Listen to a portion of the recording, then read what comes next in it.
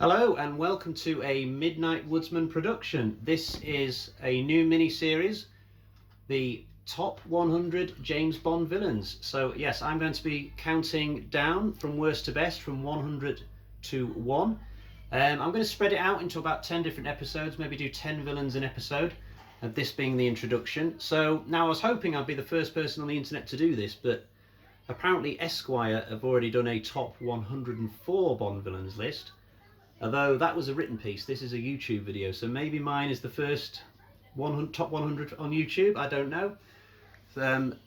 Now, I was thinking that when I was going through the movies and I was counting up the villains that I could use for this, I was expecting to come out with roughly 104, seeing as that's what Esquire came out with, but I actually came out with 124, so maybe I was using more minor villains than Esquire were not.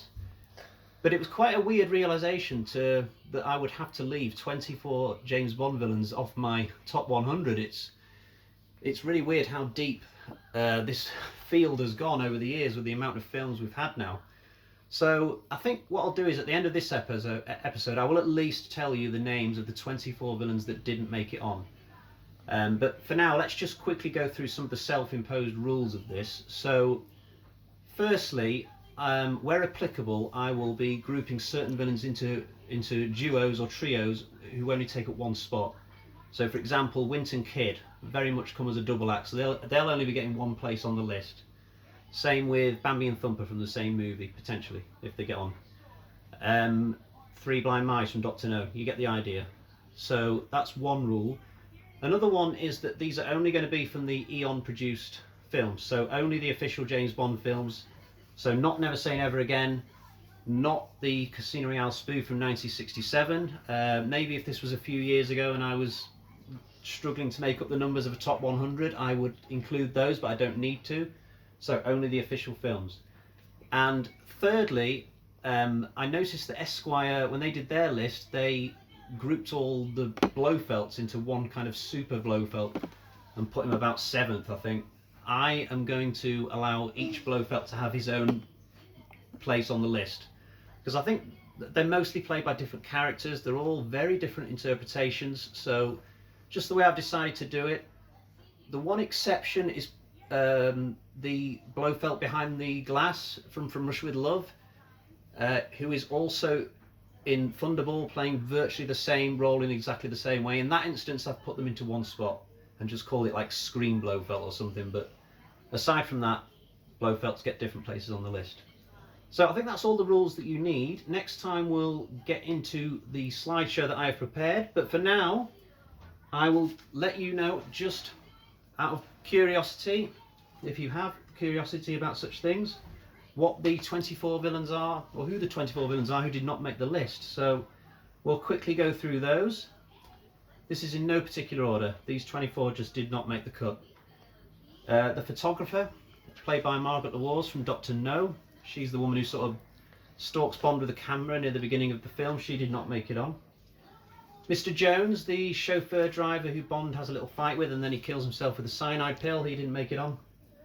Moving forward to Goldfinger, Mr. Ling, the Chinese agent who sort of ends up getting killed with the Golden Gun 10 years before the Golden Gun had its own movie.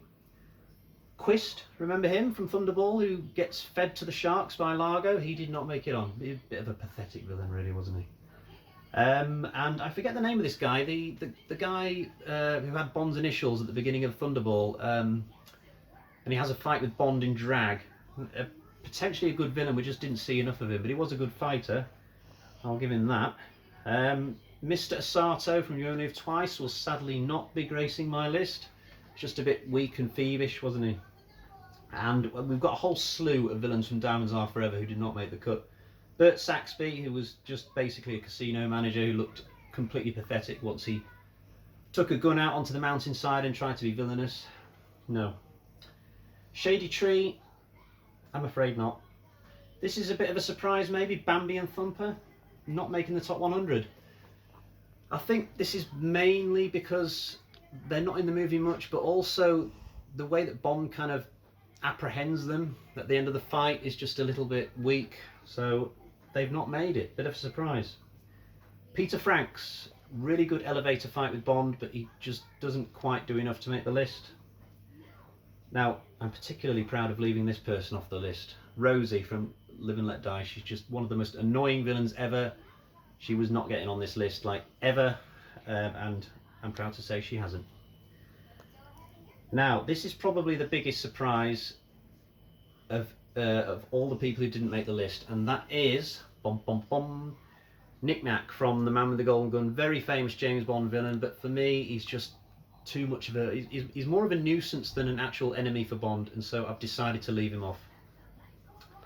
High Fat from the same movie has a nice death when Scaramanga's assembling his gun, but he's a bit of a non-entity of a character, really. Moving on to A View to Kill, Jenny Flex and her friend, whose name I can't even remember. They're sort of always in the background whenever Zorin's doing a scene. I'm not even sure these two have lines, but they haven't made it onto the list anyway. Professor Joe Butcher from License to Kill. I like the character, but he's not particularly villainous, so he's not going on. Truman Lodge, similar reasons. I love his death scene with the Uzi and Sanchez giving that line, but not enough to get on the list, I'm sorry. Now, a couple that I sort of maybe regretted since I put this list together. One of them is Dr. Kaufman from Tomorrow Never Dies. I think the reason why I left him off is because he's only really got one scene. But he does leave an impression in that film, and he's referenced quite a lot even after his death in that movie. So I sort of maybe regret that one, I'm not sure. Oh, he was on the bubble. And also, the only Blofeld who didn't get on the list is the wheelchair Blofeld from the beginning For Your Eyes Only. And again, I'm kind of regretful that maybe I should have put him on. He was entertaining for the one sort of sequence he was in, but no, he's not on the list. Cigar Girl from the beginning of The World Is Not Enough did not make it on. Vladimir Popov, the Icelandic comic relief type guy from Die Another Day, he did not make it on. And we've got two left who I've not mentioned yet. They're both from the Daniel Craig era. One of them is Edward Slate, who Bond fights at the beginning of Quantum of Solace, but he's just not quite in the film enough. And finally, before we end the video, is the character of C from Spectre, who is in the film a lot, but he's such an annoying arse. I just did not want to put him on my list. So I think we'll end it there for today. Those are 24 straight off the bat who are already eliminated, and next time we will get into the top 100 slideshow. So I will say goodbye for now. Bye for now. Thank you to my daughter Alyssa for videoing me, and I will catch you again next time.